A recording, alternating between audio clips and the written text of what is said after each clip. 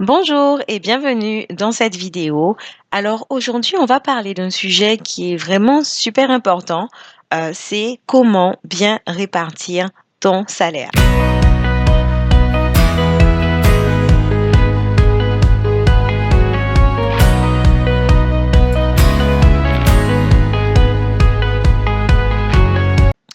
Alors, je ne sais pas si c'était un peu comme pour moi, mais je me souviens que mes parents, quand j'étais petite, ils me disaient, ben, pour être riche, ben, tu dois travailler bien à l'école.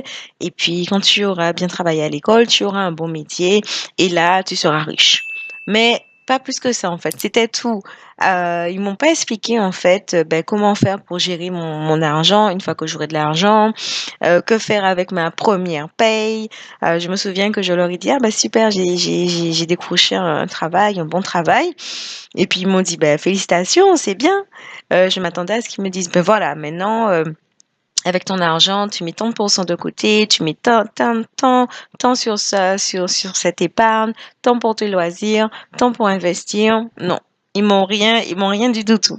Donc, aujourd'hui, on va parler de comment bien répartir ton salaire. Donc, cette astuce pour bien répartir ton salaire, pour ne pas te retrouver finalement tous les mois à découvert ou tous les mois à peine, enfin, comment dire, à l'équilibre en fait, et pour ne pas finalement te retrouver sans sentir que tu progresses en fait mois après mois. Parce que c'est souvent ça le souci.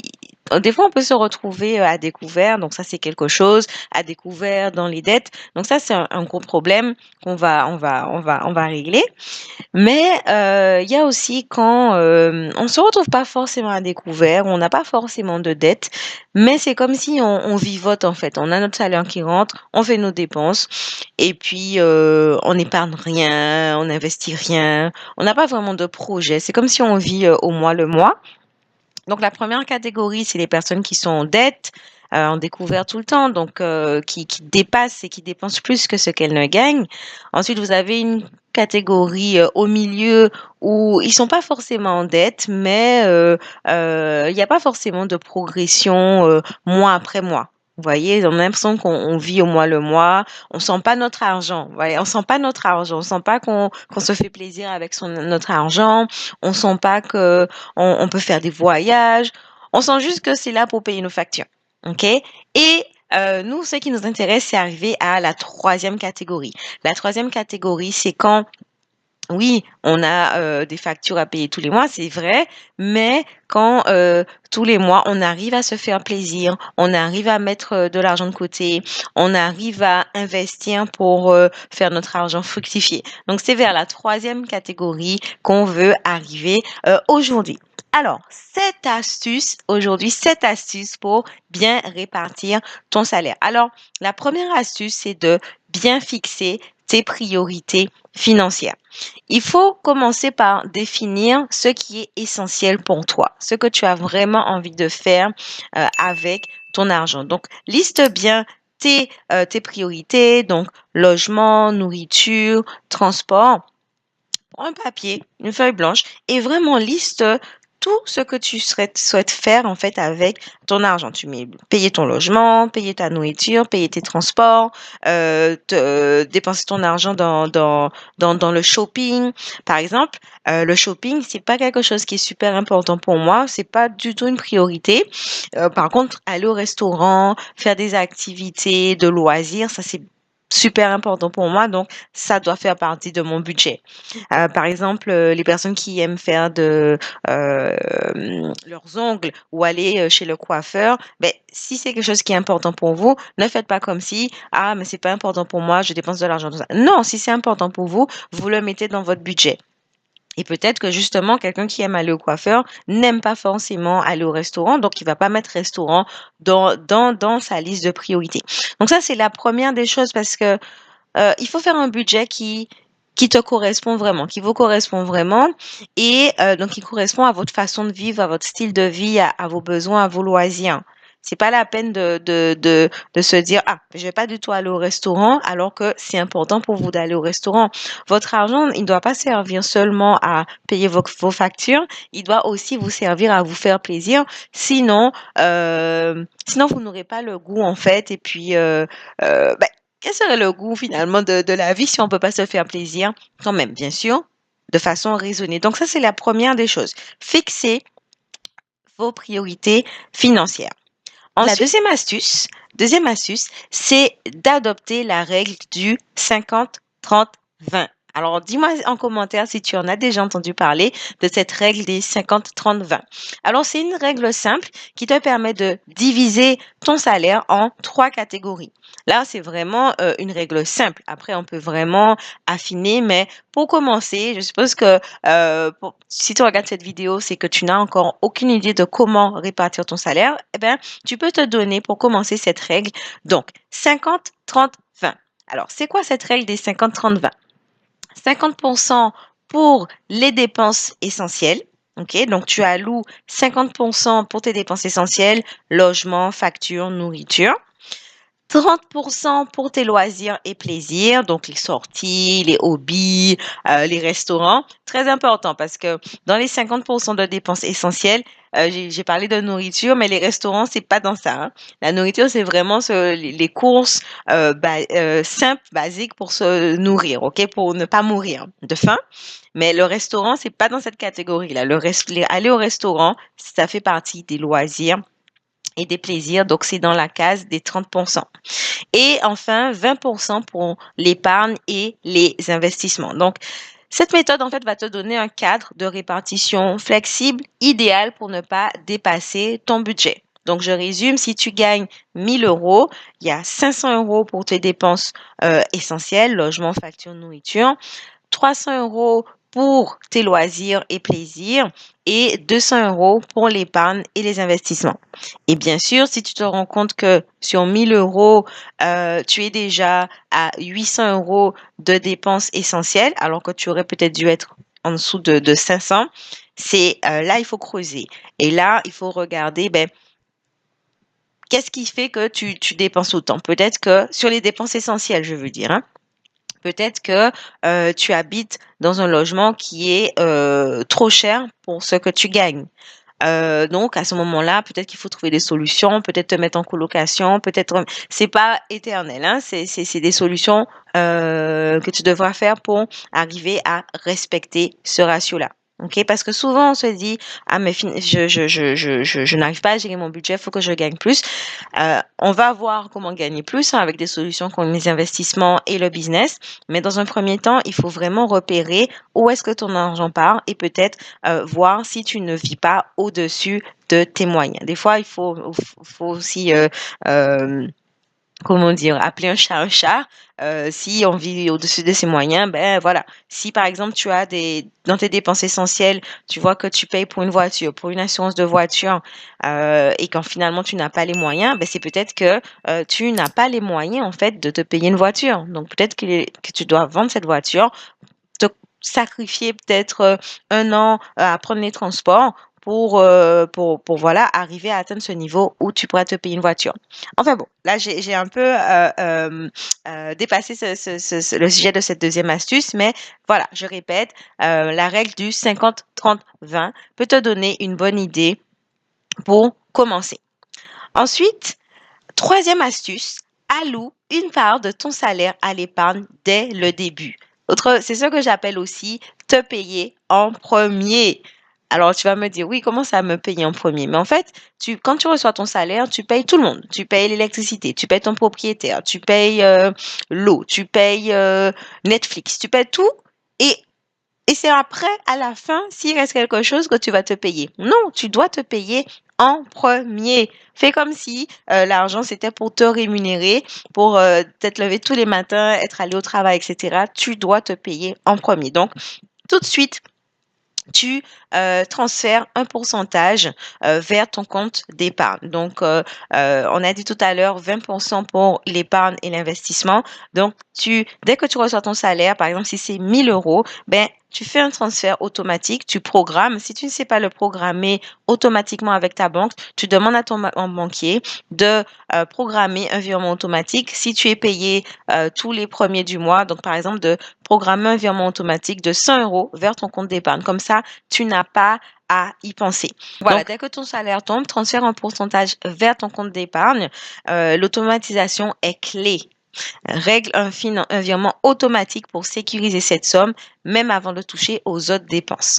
Donc, comme ça, tout de suite, 100 euros, tu gagnes 1000 euros, les 100 euros sont partis tout de suite, donc tu fonctionnes avec 900 euros. Tu fais comme si c'était les 900 euros que tu avais pour vivre ici. De toute façon, quand tu vérifies cette règle des 50-30-20, tu vas y arriver aussi. La seule chose, c'est que tu dois tout de suite te virer ton épargne. Alors, ensuite, quatrième astuce, pratique le budget base zéro. Alors, c'est quoi cette astuce? C'est que chaque euro doit avoir une mission spécifique. Oui, chaque euro de ton salaire. Il n'y a pas de place pour le hasard. Dans cette méthode, tu alloues vraiment une destination à chaque euro de ton salaire. Cela va vraiment t'aider à contrôler et à maximiser ton budget en limitant les dépenses sans mission, si on peut dire comme ça. Donc, quand tu as ton 1000 euros, il faut que vraiment chaque euro, chacun de tes 1000 euros ait une destination spécifique. Tel euro, c'est pour l'épargne. Tel euro, c'est pour les loisirs. Tel euro, c'est pour ça. Tel euro, c'est pour les vacances. Il n'y a pas de place pour le hasard. Et en plus, bon, tu verras aussi que je te parle de l'énergie de l'argent. En fait, l'argent a une énergie. Et quand tu alloues une mission, une destination à chaque euro, mais en fait, il a plus de chances d'arriver à la bonne destination. Par exemple, si tu décides, ben, toi, tu es pour l'épargne, toi, tu es pour l'investissement, toi, tu es pour ça, ben, tu vas constituer en fait ton épargne, tu vas constituer ton fonds d'investissement. Mais si tu donnes aucune direction à ton argent, ben, il va un peu vivoter, il va rien faire de particulier. Donc, ça mène un petit peu l'énergie de l'argent aussi dans cette astuce. Ensuite, cinquième astuce, utilise des enveloppes physiques ou numériques. Alors, le système des enveloppes te permet de définir un budget pour chaque type de dépense, loyer, alimentation, loisirs. Et tu peux utiliser de vraies enveloppes avec de l'argent liquide dedans. Donc, par exemple, si tu décides que pour les courses, tu fais 200 euros de courses par mois, donc tu prends une enveloppe, tu écris courses dessus, tu mets 200 euros dedans. Et bien sûr, tu ne fais tes courses qu'avec l'argent qui est dans cette enveloppe. Si l'enveloppe est vide, ça veut dire que tu ne fais plus de courses dans le mois. Ça te permet vraiment de ne pas dépasser ton budget parce que quand il y a plus, il y a plus. Alors si tu te dis oui, mais j'aime pas marcher avec de l'argent en espèces dans mon sac, eh ben tu peux faire le système des enveloppes avec des enveloppes numériques. Donc tu as plein de sites comme Revolut par exemple qui te permettent de faire ça et d'avoir des Lydia aussi qui te permet d'avoir des enveloppes numériques. Comme ça, tu peux avoir une enveloppe course, tu sais que c'est 200 euros et tu ne dépenses que les 200 euros. Quand il n'y en a plus, il n'y a plus. Et c'est étanche, il n'y a pas de transfert entre les enveloppes. OK? On attend la fin du mois pour refaire de nouvelles enveloppes. Donc ça, c'était l'astuce numéro 5. On arrive maintenant à l'astuce numéro 6 sur les 7 astuces pour bien répartir son salaire. Donc, l'astuce numéro 6, c'est de mettre de côté une cagnotte pour les imprévus. Donc, consacre chaque mois une petite somme pour un fonds d'urgence. Cela peut être 5 à 10% de ton salaire pour faire face aux dépenses imprévues sans stresser ou toucher à ton épargne principale. Donc, les imprévus font partie de la vie et cette réserve te rendra plus serein, plus sereine. Donc, à chaque fois, c'est comme ta petite enveloppe. Hein. Donc, c'est une enveloppe, c'est pas comme les enveloppes courses que tu vas, où là, tu vas vraiment les dépenser tous les mois. Là, c'est vraiment une petite enveloppe. On a l'épargne, on a l'enveloppe pour les courses, on a tout ça, mais là, c'est vraiment un petit fonds pour vraiment les imprévus. OK? Pour ne pas être stressé. Tu sais que quel que soit ce qui peut se passer, tu as de quoi. Tu as un petit peu d'argent en imprévu. C'est pas de l'épargne, c'est vraiment un fonds que tu peux appeler fonds sérénité, fonds tranquillité. C'est de l'argent qui est là pour faire face aux imprévus. OK? Donc, on arrive à la 7e et dernière astuce. Revois et ajuste ton budget chaque mois. Donc, les dépenses varient, alors revois ton budget régulièrement pour l'ajuster en observant où tu dépenses trop ou trop peu hein, aussi et de façon à vraiment affiner ta répartition pour le mois suivant et rester en phase avec tes objectifs financiers. Alors, on l'appelle le budget mensuel, mais pour être honnête, moi, je regarde mon budget vraiment chaque semaine parce que imagine que tu t'es donné 500 euros pour le mois pour faire tes courses et qu'en fait, tu te rends compte que à la moitié du mois, tu es déjà à 400 euros. Donc, si en 2 semaines, tu as dépensé 400 euros sur les 500 euros, ça veut dire que il ne te reste que 100 euros pour les 2 semaines à venir. Donc, du coup, là, tu vas ajuster et tu vas dire, ben non, je peux pas faire mes courses comme d'habitude. J'avais que 500 euros de prévu, donc je dois diminuer et passer à réduire ce que je vais manger pour les 2 dernières semaines. Donc, si je dois manger des pâtes, je vais que manger des pâtes parce que j'ai que 100 euros, parce que je m'étais donné 500 euros pour le budget. Donc, pour résumer, hein, les 7 astuces, la première astuce, c'est de vraiment fixer tes priorités financières. Il faut que tu prennes vraiment possession, que tu prennes la pleine maîtrise de tes finances. C'est toi qui décides, c'est toi qui abordes. L'argent, c'est pas quelque chose qui est extérieur, qui est pour les autres, qui est off. Non. Tu dois vraiment te devenir vraiment le businessman ou la businesswoman de tes finances. OK, tu t'assois, tu notes, tu prends vraiment responsabilité de tes finances. Fixe tes priorités financières. Ensuite, deuxième règle, adopte la règle du 50-30-20. OK? C'est vraiment un peu une estimation. Bien sûr, c'est pas forcément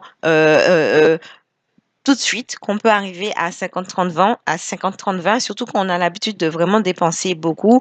Mais ça te donne un peu une guideline. Si on t'a jamais dit, ben, il faut essayer d'atteindre 50-30-20, si on te l'a jamais dit, ben, tu peux pas le deviner. Et peut-être que tu penses, ben, qu'il faut que tu dépenses 90% pour tes dépenses essentielles et 10%, seulement 5% pour épargner, 5% pour tes loisirs. Mais non. Donc, voilà, je te donne un ordre de grandeur hein, pour cette règle. Bien sûr, c'est à prendre avec des pincettes, ok? C'est pour te donner une idée globale, une idée générale, ok? Et si tu n'y arrives pas, au moins ça te donne un objectif vers lequel tendre. Donc, 50% pour tes dépenses essentielles, logement, facture, nourriture, 30% pour tes loisirs et plaisirs, sorties, vacances, restaurants, et 20% pour l'épargne et les investissements. Ensuite, troisième astuce, alloue une part de ton salaire à l'épargne dès le début. Donc, c'est l'astuce du tu te payes en premier. Tout de suite, tu te fais un virement automatique et c'est ça qui va te permettre de voir ton argent grossir mois après mois et de sortir finalement de cette catégorie, de cette deuxième catégorie où tu sentais que tu vivotes. Et même si tu es dans la première catégorie, il faut aussi que tu te payes tous les mois. L'argent appelle l'argent. Donc, même si tu es en dette, mets au moins une petite somme pour épargner tous les mois. OK? Quatrième astuce, pratique le budget base zéro. Donc, ne laisse pas d'euros au hasard. Chaque euro doit avoir une destination, limite jusqu'au centime près.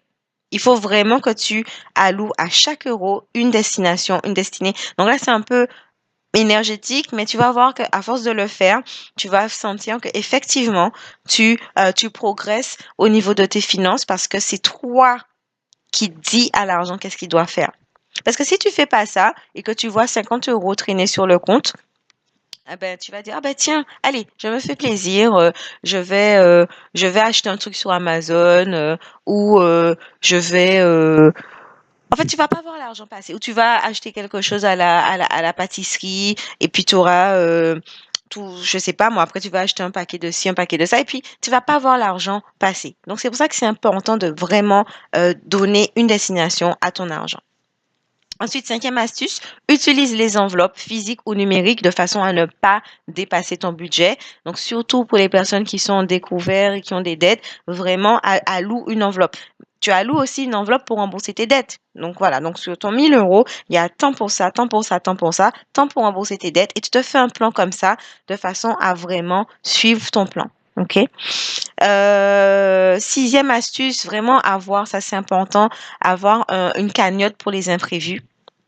Et 7e astuce, revois ton budget chaque mois, même pas chaque semaine. Plus tu revois ton budget, plus tu vérifies que tu es bien dans les clous. Fais-toi un petit rendez-vous avec ton argent, tous les samedis soirs. Tu as un rendez-vous, ton rendez-vous finance. Tu te fais ton petit thé, ton petit chocolat chaud et tu gères tes finances, tu suis ton budget. Il faut vraiment le prendre comme un moment agréable pour avoir envie de continuer à le faire toutes les semaines. OK? C'est pas chiant, c'est pas frustrant de gérer ton argent. Il faut que tu changes ton mindset. Si tu changes ton mindset et tu commences par te dire c'est agréable de gérer ton argent, eh ben tu vas voir, ce sera agréable de gérer ton argent. Eh ben c'est tout pour la vidéo d'aujourd'hui. J'espère que ça t'a plu. Donc je t'ai donné 7 astuces. Il faut au moins que tu mettes en pratique au moins une. Franchement, ce serait bien que tu mettes en pratique les 7, mais au moins, si tu peux pas mettre en pratique les 7 tout de suite, commence au moins par une astuce. Après, reviens sur la vidéo, fais la deuxième astuce, etc. Et surtout, dis-moi en commentaire quelle astuce tu as pu mettre en place dès aujourd'hui. Et bah, je te dis à jeudi prochain pour la prochaine vidéo. Et puis, n'hésite pas, tu verras s'afficher ma playlist sur comment bien gérer son budget pour voir encore d'autres conseils et d'autres astuces pour bien gérer ton budget. À la prochaine!